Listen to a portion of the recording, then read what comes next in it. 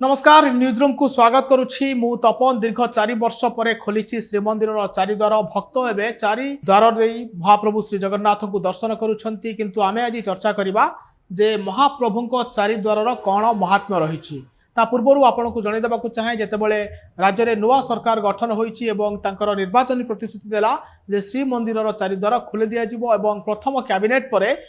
मुख्यमंत्री मोहन माझी कैबिनेट जाइतिले एवं श्रीमंदिर चारिद्वार खोली चारिद्वार भिन्न भिन्न महात्म्य रही सिंहद्वार आपन को कही रखे जो चारिद्वार अर्थ हूँ धर्मद्वार अर्थ अर्थ काम एवं मोक्ष आपण देखु श्रीमंदिर मुख्य द्वार जहाँ को कहुए सिंहद्वार कहुए पूर्व पटरे यही सिंहद्वार रही जो सिंहद्वार को धर्मद्वार बोली कहुए यह मंदिर पूर्व पटे जेहेतु अवस्थान कर दुईटी विशाल सिंह रही सिंहद्वार सामने आपण कही रखे जे सिंहद्वार हूँ शक्ति आउ पराक्रमर प्रतीक एपरिकी प्रथमे यही सिंह जितेबाला महाप्रभु नीतिकांति आरंभ हुए प्रथमे सिंहद्वार खोला जाए एवं ता परवर्ती पर्यायर अन्य द्वार सब खोल जाए से भली आपण को कही रखे जे पश्चिम द्वार जहाँ रही कहुए पश्चिम द्वार ऋषि मानक खोला जाए बाघ दुईटी रही देखा पाइबे विशाल बाघ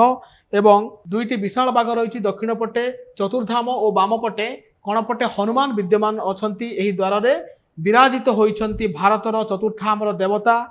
श्री रामनाथ श्री जगन्नाथ श्री बद्रीनाथ एवं श्री द्वारिकानाथ से भली उत्तर हेउछि हाथी बा हस्ती द्वार श्रीमंदिर उत्तर पार्श्व द्वार को मध्य मोक्ष द्वार बोली कहुए यह बहु संख्यक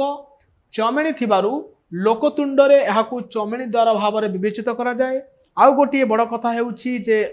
हाथी थिबारु कहुए जे बुद्धिजीम प्रतीक हेउछि हाथी तेणुक जगन्नाथ संस्कृति रे बुद्धिजीम इन्फ्लुएंस होइथिबा कथा को मध्य दर्शाउछि एही उत्तर द्वार बा हस्ती द्वार से भली दक्षिण द्वार हेउछि अश्व द्वार बा घोड़ा द्वारा दुईटी विशालकाय अश्व यही द्वार में रक्षक भाव रही यार बाम पाखरे अछंती रक्षक हेउछंती कानपड़ा हनुमान जगन्नाथ निर्देश क्रमे सुनिद्रा रे आघात न हेबा पई से समुद्र गर्जन को रोकी थांती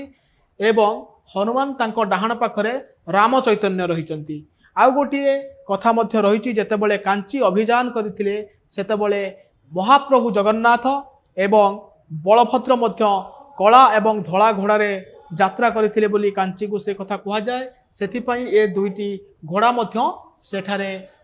रहिचंती एवं ये होउछि जगन्नाथ महाप्रभुंकर चारि द्वारर महात्म्य। धन्यवाद।